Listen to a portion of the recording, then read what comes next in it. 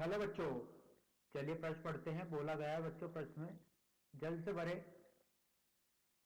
पात्र के तली में एक छिद्र है। तली का कुल दाब 3 एटीएम और 1 एटीएम बताया गया है। 10 की घात 5 न्यूटन प्रति मीटर है। छिद्र से निकलने वाले जल का वेग होगा। 4 विकल्प दिए गए, बताना कौन सा विकल्प सही है। तो आइए बच्चों प्रश्न के लिए मुख्य उदाहरण की चर्चा करते हैं। मुख्य उदाहरण तो देखिए बच्चों, कोई एक तली है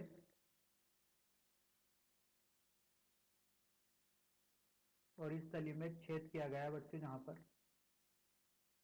इस तरीके से, और इसमें h ऊंचाई तक द्रव भरा गया।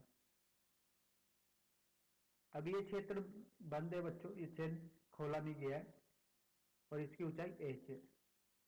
तो बच्चों एक तो इसमें वायुमंडलीय दाब लगेगा और जैसे जैसे द्रव में नीचे जाते जाएंगे तो नीचे की तरफ दाब लगेगा बच्चों। वायुमंडलीय दाब पी नोट। तो अगर नीचे की तरफ बात की जाए तो पी नोट धन रो जी एच होगा। तो बच्चों जैसे जैसे नीचे आते जाएंगे इस द्रव के भार की वजह से भी यहाँ पर दाब लगेगा और वायुमंडलीय दाब से ज्यादा दाब होगा इस तली के इस जगह पर, इस तल पर। अब बच्चों जैसे यहां से इसको खोलेंगे तो द्रव बाहर आएगा बच्चों। अब जब ये द्रव बाहर आएगा बच्चों तो ये द्रव इस दाबांतर की वजह से बाहर आएगा। जब दाबांतर की वजह से बाहर आएगा तो बच्चों इसका वेग होता है बहिस्त्राव वेग जिसे बोलते हैं, ये होता है बच्चों 2gh। तो आइए बच्चों इस बहिस्त्राव वेग और दाबांतर के मुख्य उदाहरण के आधार पर प्रश्न को हल करते हैं। तो देखिए बच्चों, तली पर कुल दाब बताया गया है 3 एटीएम है। तो तली के ऊपर कितना होगा बच्चों? पी नोट के बराबर होगा। तो बच्चों दाबांतर पी नोट कितना होगा? 1 एटीएम। तो बच्चों दाबांतर कितना होगा देखिए, इसको चित्र के माध्यम से समझते हैं बच्चों। ये द्रव भरा गया है और इस द्रव की ऊंचाई बच्चों h है। अब देखिए बच्चों, यहां पर बताया गया है कि दाब है 3 एटीएम। तो बच्चों यहां पर वायुमंडलीय दाब लग रहा होगा जो कि होता है 1 एटीएम के बराबर। तो दाबांतर कितना हो जाएगा बच्चों? दाबांतर हो जाएगा बच्चों 2 एटीएम के बराबर। अब इस दाबांतर की वजह से ही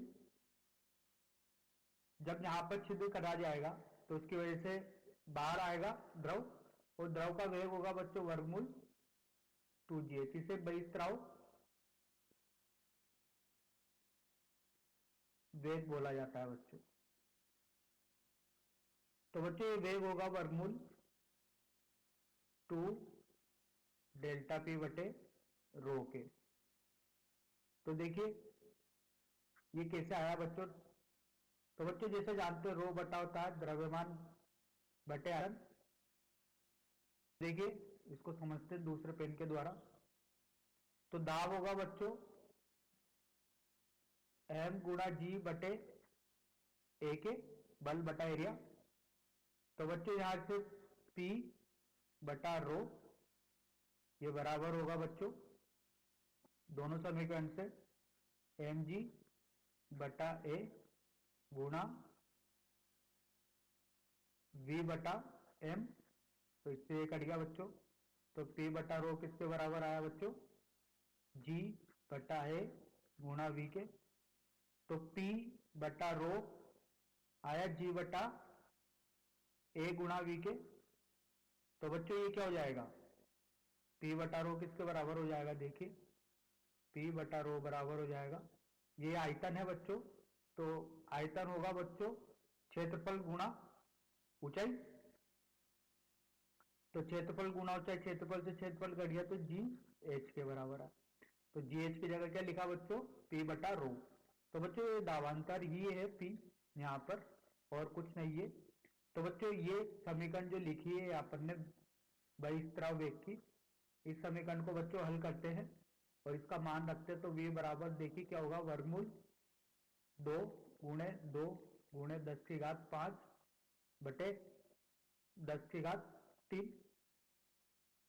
यही होगा बच्चों।